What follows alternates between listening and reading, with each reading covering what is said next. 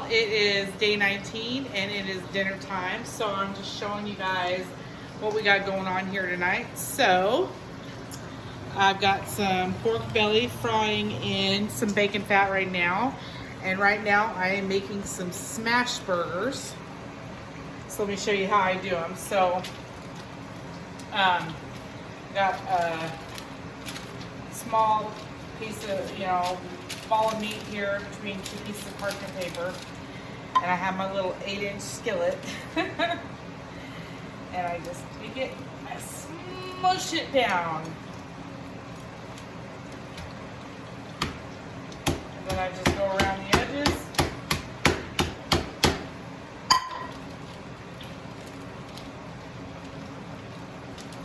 And we have ourselves a smash burger. I've already got one done. I'm going to put that over here on top of that one. And I'm going to make about 4 more of these. Okay, so the trick is getting in here without burning your fingers. So here we go.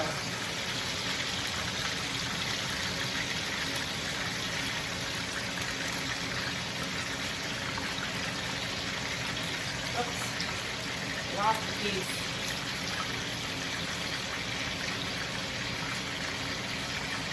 Kind of smoosh it back on there.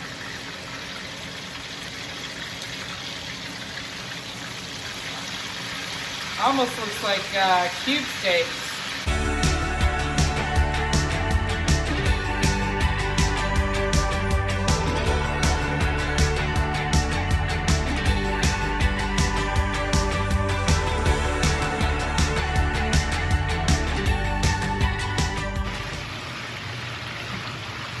Kind of tricky flipping them over.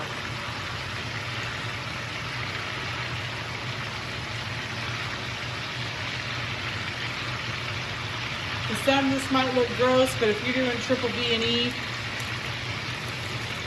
this is the perfect way to cook them. And I got them cooking on about medium heat.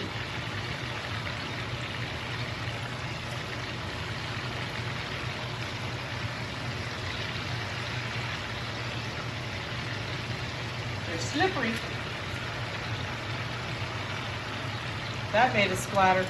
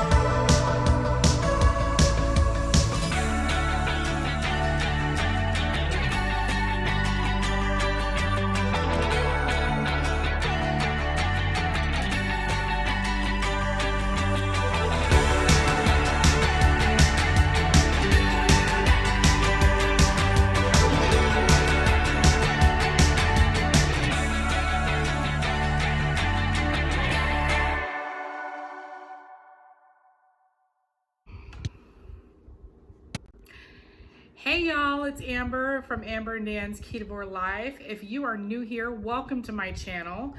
On this channel, I share carnivore, ketovore recipes, and also help you guys, or not help you guys, but you guys help keep me accountable for my weight loss and my shrinkage, you know, for my, you know, inches and everything. So Dan is not with me on this video today. He's just not into it today. So I said, okay, fine. It's been a week since the challenge. I need to sit down and give our subscribers, our friends, an update and, you know, let them know how our challenge went and if we lost any weight, if we gained any weight, if it was easy, if it was hard, you know, all that stuff. So we made it. We made it the full 30 days. Was it easy? No, it was not easy at all.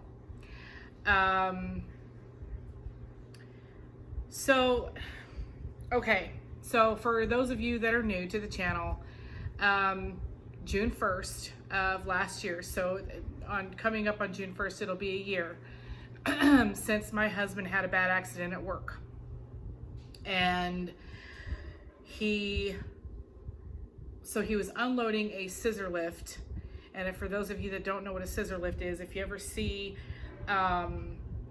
construction or anybody that's trying to work on a electricity pole, telephone pole, it's this big metal thing you stand in, and it's got these X's, and they crisscross, and that's why they call it scissor lift, because it lifts you high up in the air to get to something that, you know, normal ladder is not going to reach.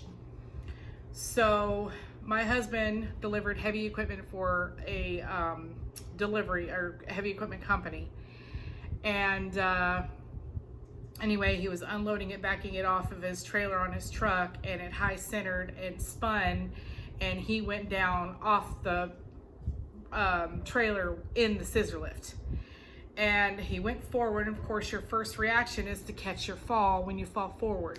Well, he was over 10 feet in the air when it happened. So when he fell, he broke both wrists, busted both elbows. This one went through the skin. He's got metal going from here all the way up, and then they replaced the ball in this elbow. He can do most things himself. I still have to help him with a few things. He does not have 100% use of his arms. He has more mobility in the left arm than he does the right arm. He can't even bend his right arm to touch his face. So anyway, so that happened, and so now we've been on workers' comp. And anyway, so being on workers' comp, you know, they take 1/3 of what you were getting paid while you were working. Or you get paid 1/3 of what you got paid when you were working. So let me rephrase that. So with that being said, and the struggles that we have been going through, we are on food stamps as well, which, you know, helps feed me and my son and my husband. So, and of course with food stamps, they give you a certain allotment every month, and that's your budget, your grocery budget for the month. So I try to do everything I can to shop the sale ads. And because we went strict triple B&E, that means no pork, no pork rinds. The only thing we had was bacon. Beef, butter, bacon, and eggs. That was it. We decided to go strict because Larry and Cassie from Carnivore Quest said we're going to go strict. So I was like, you know what, we're going to do this too. Which was going well up until, you know, we were eating all the yummy stuff that we like the steaks and this and that, and saving the hamburger for later, and it ended up to where we were just eating ground beef. And I was trying to divide up the meals where we would have like tri-tip roast on one occasion, and then the next day we'd do ground beef patties, or, you know, something involving ground beef. And anyway, so I try to change it up a bit, but you know, there's only certain things you can do with ground beef when you're on the triple B&E challenge. You know, you can have a bowl of ground beef, seasoned ground beef. You can have a ground beef patty. You can have a keto meatloaf, but basically it's just baked eggs and hamburger in a dish. You're not adding, like when I make a meatloaf, I do the pork panko, I do chopped onion, chopped bell pepper, the seasonings, all that stuff, you know, when I make a meatloaf. But you can't do that on Triple B&E because there's no veggies involved. So anyway, so it got harder as the first 14 days was good, and then after that it started getting harder because it was like we had those, we were starting to hit that ground beef wall. And so that's what made the challenge difficult for us. We stuck with it though, as hard as it was, but there was days where we didn't eat. And then also I got sick with what I thought was strep throat, but when I went to the doctor, I found out it wasn't strep throat, even though it felt like it, and I didn't want to eat anything because it hurt so bad to swallow. So I was popping Advil like crazy to take the pain away just so I could eat food, because you know, when your throat hurts, you don't feel good. You don't feel like getting up and cooking. You don't feel like getting up and making bone broth. So that was a challenge in itself. And I was down to 212 pounds when I started getting that sore throat. And then when I wasn't eating, and I was still following the challenge, but I wasn't getting enough fats in like normal. So I went back up to 217. So that was frustrating because like I was doing so well. I mean, that weight was coming off. So I wanted to, you know, I was at 15 pounds of weight loss for the challenge before I got sick. So I was a little sad about that. But so anyway, yeah, like I said, we went strict, no pork rinds, no pork besides bacon up until the last 10 days of the challenge. There wasn't any beef on sale and meat was running low. So I bought a pork tenderloin, some ribeye chops, and some bone-in pork steaks, which if you haven't tried those, we get them at Walmart, and they're really, really good. If you can't get a beef steak, those pork steaks, I mean, delicious, okay? So anyway, so we did start eating pork in the last few days of the challenge, and it didn't affect my weight loss. It didn't affect my weight gain. I still maintained the rest of the way through the challenge. And in the comments, I posted a video before when I wasn't feeling well. I wasn't eating the challenge. Some of you said that it could have been fluid retention as well. But my weight hasn't dropped or anything, so I don't know what's going on. But anyway, so down to the weight loss. So the first 14 days, Dan was down to 370, but when we ended the challenge, he had gained 4.2 pounds. But the last couple of days, and then for the first few days after the challenge ended, his legs were really puffy. He was retaining water, and he does that every once in a while. So I think that might have had to do with his weight gain. But anyway, we both have non-scale victories. So he has a couple pairs of overalls. He orders his clothes, his jeans anyway, from Big and Tall. And he loves wearing overalls. They're comfortable for him. They're easy for him. So anyway, he has, we bought these two pair, a couple of years ago. It was before we moved into this house. And anyway, he bought the same size that he does on this other brand he gets through the same company. But for some reason, they were real tight on him. Like they wouldn't pull up over his hips or anything, and he just struggled to wear them. Until recently, I believe it was before we started the challenge. So around the end of March, he went to go put on those overalls, and he comes running out. He says, "Babe, they fit." They were baggy and not real baggy, but loose fitting. And they were comfortable. They don't pinch him when he sits down and all that stuff. So, I mean, that was really cool, So it's like, okay, so just because the scale numbers aren't going down doesn't mean that you're not getting smaller. And it's like, I always try to tell myself this too. I remind myself, trust the process. So, which brings me to my weight loss for the challenge. So I started at 227. You know what? Hold on. Let me go get my paper. Okay. So I believe I was at, I can't find it. So I was 227.6, 227.4, I can't remember. I was down to 212.4 before I got sick. And then when I got sick, I went up to 217.6 or 0.4. So all in all, through the whole challenge, I lost 10 pounds. I lost 15, but gained 5. And yeah, so... But at the end of the challenge, I was 10 pounds lighter. So, also, I have these shorts, which I should have put them on, that I bought at Walmart a couple summers ago. And they're over in the fitness section, and they're the ones that, they're like layered. So it's like a bicycle type short on the inside, and on the outside is like this loose fabric on the end. So anyway, I bought them a couple years ago, and I bought 2X's because it's the biggest size they had. And my mom apron, they were always like really tight around my belly. And just recently I went to go put them on, and they were loose. So I was very proud of that. And also,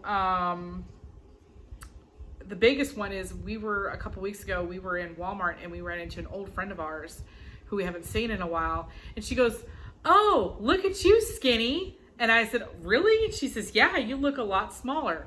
So when people that you haven't seen in a long time notice that you look smaller, obviously there is inches lost and weight lost. So, because at the beginning of this year, when we first started our carnivore, ketovore journey, I was 237. So as of right now, I'm down 20 pounds since we started. And that made me feel really good that, that she noticed that I was smaller. And my pants, I can't get them to stay up, my bigger pants. I told my daughter, who I've been trying to convince to go on this way of life, this lifestyle, this way of eating, but she refuses and thinks that her way is working for her. Which anyway, but I told her, I said, I'm probably going to be giving you some of my clothes because I can't. Everything's so baggy on me anymore. And anyway, and I've been trying to say, hey, I want my pants to fall off. So here we go. So anyway, that's pretty much the update for the April No Foolin' Triple B&E Challenge. We made it all the way through the whole 30 days, and it was a difficult challenge, just because I couldn't stock up on a lot of the meat that we wanted to eat, and so even bacon was getting gross, if you can imagine that, But anyway, so let me know in the comments how you guys did on the challenge. How much weight did y'all lose? Have you lost inches? Are your pants falling off of you yet? Because I think it worked for me, because I don't have the cravings like I used to have before. So, I mean, I don't know. All in all, I think it was a good thing. Will I do it again? Probably, but I will be better prepared next time. When I know I've got a challenge coming up, I will, you know, when meat's on sale, bacon's $4.99 a pound, I will stock up on all that stuff. I won't go strict next time. I will add pork into the challenge for sure, because pork is a lot cheaper than beef. And yeah, so definitely, I think I would definitely do it again, but just be better prepared. So the next morning, the day after the challenge, I made sausage patties with a fried egg on top, which was so nice.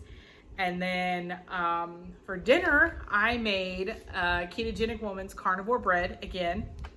And I took a chuck roast and I pressure cooked it in my Ninja Foodie.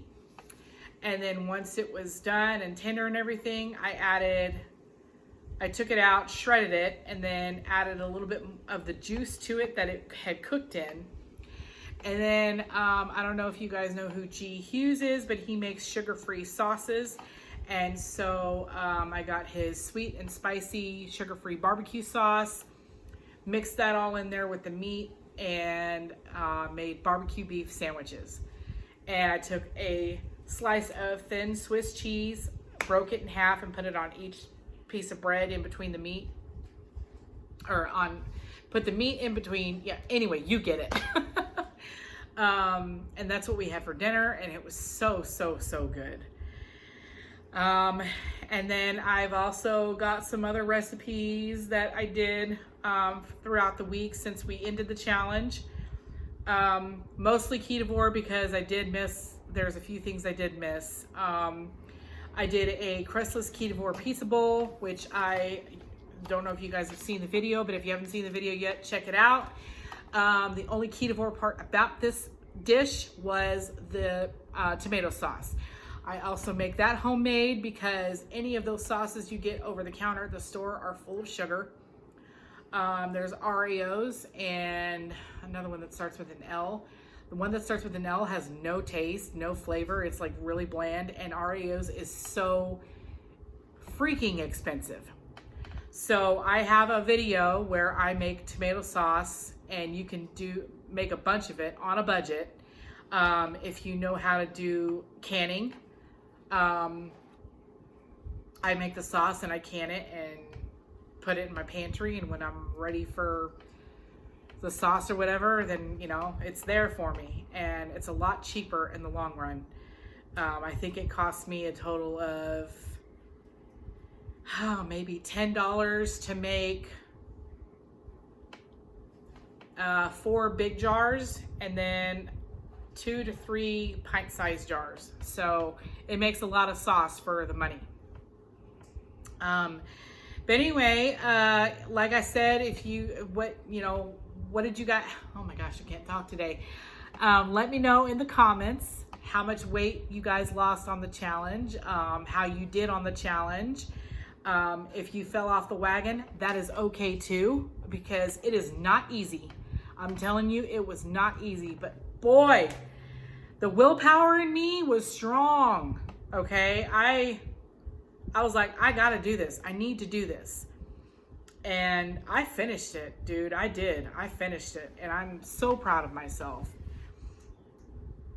So anyway, I love y'all. Don't forget to like, subscribe, and share. If you haven't subscribed already, please subscribe to my channel. It helps me get the message out there for, you know, better health for other people who are stuck in a rut or don't know what to do. They're type 2 diabetic, and they've hit a wall or hit the end of the road, and they just don't know what to do. I suggest, you know, coming to my channel, checking me out, because I started this because my husband was diabetic. He still is, but and then I just got diagnosed a year ago, so now it's just double time. But anyway, I just want to thank you guys for stopping by and watching me and keeping up with me. For all my subscribers that are still here, I love y'all. Thank you so much. And you know, stay blessed. I know I'm truly blessed. I'm blessed every single day. And I really appreciate you guys stopping in here and listening to me talk. So anyway, hopefully the next video I will have Dan with me. But until then, I will see you guys next time. I love y'all. Bye.